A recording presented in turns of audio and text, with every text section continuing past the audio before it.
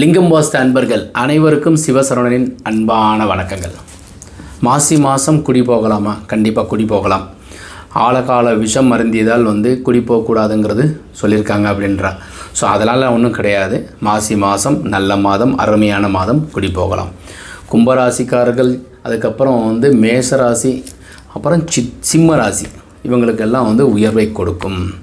அதே மாதிரி நீங்கள் வாஸ்து ஊரில் பார்ப்பீங்களா அப்படின்னு கேட்குறாங்க. நிறைய ஊர்களுக்கு திருநெல்வேலி போயிருக்கிறேன். அதுக்கப்புறம் சமீபத்தில் ஓசூரில் போய் வாஸ்து பார்த்துட்டு வந்துருக்கிறேன். ஃபேக்ட்ரி நிறையா அப்டேட்டாக வாஸ்து பார்க்குறோம். அப்பார்ட்மெண்ட்டு வாஸ்து கண்டிப்பாக பார்க்குறோம். நிறைய அன்பர்கள் வாஸ்துபடி பிளான் போட்டு கொடுக்க சொல்லி அனுப்புகிறாங்க. அவங்களுக்கு பிளான் அமைச்சு கொடுக்குறோம். அண்டு தென் பிளான் போட்டதை திருத்தமும் பண்ணுறோம். பிளான் புதுசாக போகிறதுங்கிறது பிளான் எங்கள் இன்ஜினியர், எங்கள் ஆர்கிடெக்ட், எங்கள் எம்இ ஸ்ட்ரக்சரல் போட்டிருக்கிறாரு சார், நீங்கள் திருத்தம் பண்ணி கொடுக்கலாம். இல்லை நாங்களே பண்ணியிருக்கோம் சார். ஸோ நிச்சயமாக அவருடைய ஜாதகத்தையும் சேர்த்து அனுப்ப சொல்கிறோம். அவங்க ஜாதகம், அதுக்கப்புறம் பிளான் ரெண்டையுமே கம்பைன் பண்ணி பார்த்து தான் நாம் கூலி கணக்கெல்லாம் எடுத்து தான் பிளான் நம்ம அப்டேட் பண்ணுறோம். ஸோ அப்போ பிளான் கண்டிப்பாக அமைக்கும் போதே சரியாக குழிக்கணக்கை பார்த்து அமைச்சிட்டா நல்லது. இப்போ ஒரு வரைபடம் ஆல்ரெடி ஒருத்தவங்களுக்கு போட்டதை அப்டேட் பண்ணியிருக்கோம், வாங்க பார்ப்போம். 143 குழி, 61 வயது பொருத்தம், 7 பொருத்தம் இருக்குது. யானை மனை, அதீதமான ஆரோக்கியம், புற்றுநோயை வந்துருச்சு அப்படின்னு சொல்லுவாங்க. புற்றுநோய்ங்கிறது கழிவுனுடைய தேக்கம் தாங்க. அது பாட்டாக இருந்தால் 90 வயசு இருப்பீங்க. வீடு தப்பாக கட்டிட்டு நம்ம ஏதோ ஒன்று போய் தொட்டோம்னா நிச்சயமாக அதனுடைய பாதிப்பு இருக்கும். இப்போ இந்த வீடு சவுத் ஃபேஸிங்கில் ஈசான மூலைங்கிறது வடகிழக்கு மூலை.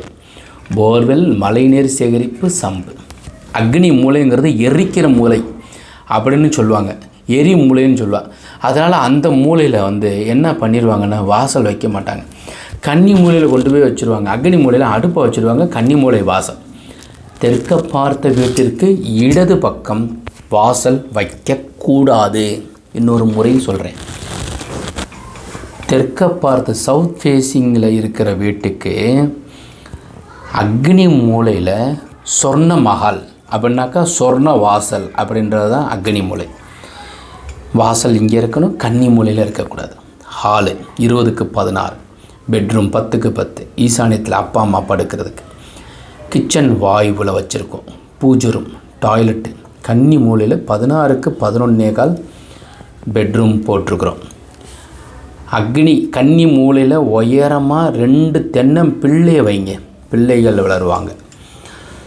ஸோ அக்னி மூலையில் இடம் இருந்துச்சுன்னா அத்தி வைங்க. அத்தி மரம் சுக்கிரனுக்கு உண்டானது. ஒரு வீடு வாஸ்து பார்க்குறதுக்காக சமீபத்தில் எட்டத்தில் ஒரு ஊருக்கு போயிட்டு வந்தேன்.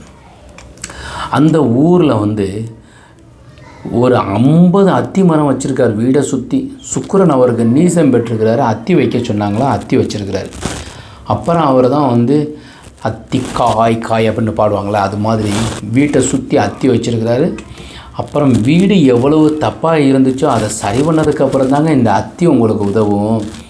வீடு வாஸ்துப்படி ஈசான மூலையில் இருக்கிற வாட்டர் டேங்கை நகர்த்தி கன்னி மூலையில் வைங்க அப்படின்னு சொன்னதுக்கப்புறம் அவர் மாற்றம் பண்ணார். லாரி ஒரு 10 லாரி வச்சுருக்கிறாரு. நிறைய கடன் கப்பி இருக்குதுன்னு சொன்னார். எங்ககிட்ட சொல்கிறவங்க எல்லாம், சார் எங்கள் பிள்ளைங்க நல்லா படிக்கணும், கடன் கப்பி அடையணும், என்ன செய்கிறது அப்படின்னு கேட்பாங்க.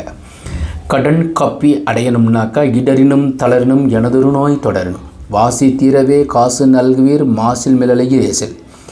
நெய்யும் பாலும் தயிரும் கொண்டு. காஞ்சிபுரத்தில் இருந்தீங்கன்னா பஞ்சுப்பேட்டை, அரக்கோணம் போகிற வழியில் பஞ்சுப்பேட்டையில் ஓனேஸ்வரர், ஓனகாந்தேஸ்வரர், அந்த கோயிலுக்கு உள்ளே போங்க. எம்பெருமான் சிவபெருமான் 4 உயரத்தில் இருக்காருங்க.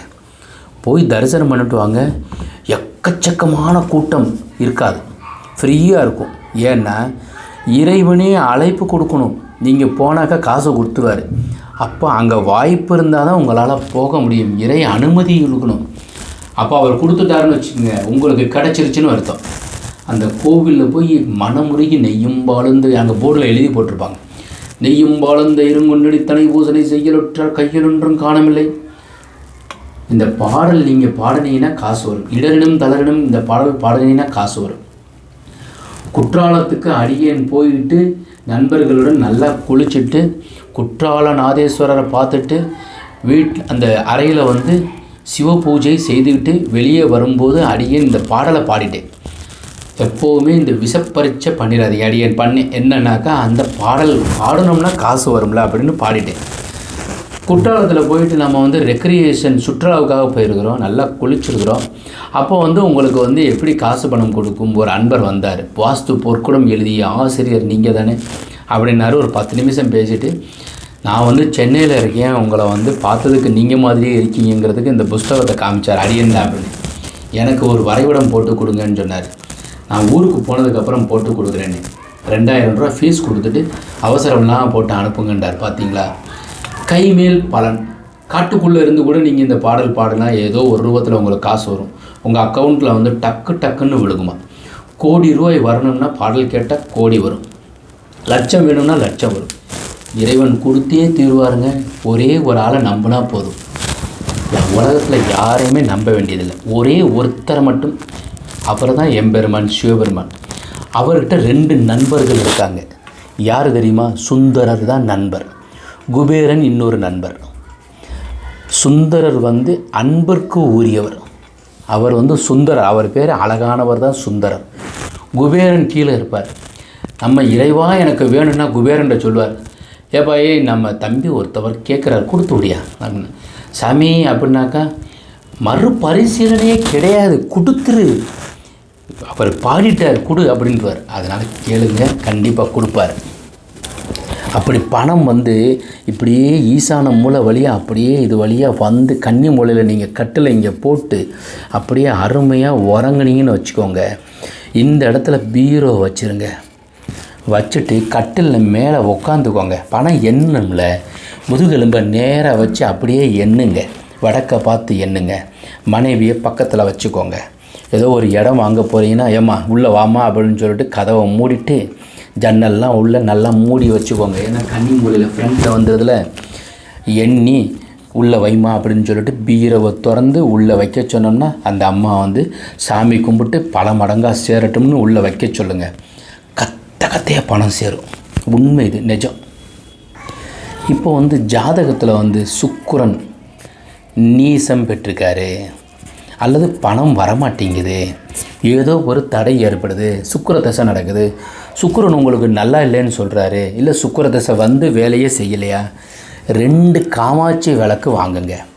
பூஜை அறையில் கிழக்கு பார்த்து வெள்ளிக்கிழமை அன்னைக்கு காலையில் 6 to 7 நெய் தீபம் விட்டு 2 பீஸ் மொச்சை 2 பீஸ் உள்ளே போடுங்க. பஞ்சுத்திரியில் பச்சை பஞ்சுத்திரி போட்டு விளக்கு ஏற்றுங்க. மகாலட்சுமி வீட்டுக்கு வருவா, என்னம்மா வேணும்னு கேட்பா. ஒரு 1 லட்சம் வேணும்னா 1,10,000 ரூபா தான் கொடுப்பாங்க. அதனால் நீங்கள் அந்த விளக்கு ஏற்றி வழிபடுங்க. கும்பராசியில் பிறந்திருந்தால் கும்பம் வச்சு வழிபாடு பண்ணுங்கள். செவ்வாய் தசை நடக்குதுன்னாக்கா சிகப்பு திரி வழிபாடு பண்ணணும். இது மாதிரி ஒவ்வொருத்துக்கும் ஒவ்வொரு விளக்கு வச்சு வழிபாடு பண்ணணும். பண்ணால் சிறப்பு தான். எதை பண்ணுறோமோ இல்லையோ, இறை வழிபாட்டில் எம்பெருமான் சிவபெருமான் பாடல்கள் 3. கனகதாரா ஸ்தோத்திரம், அங்கம் ஹரே புலகபூஷண மாத்திரையந்தி பிருங்காங்க நேவ முகலாபரணம் அங்கி, இந்த பாடலும் பாடுங்க.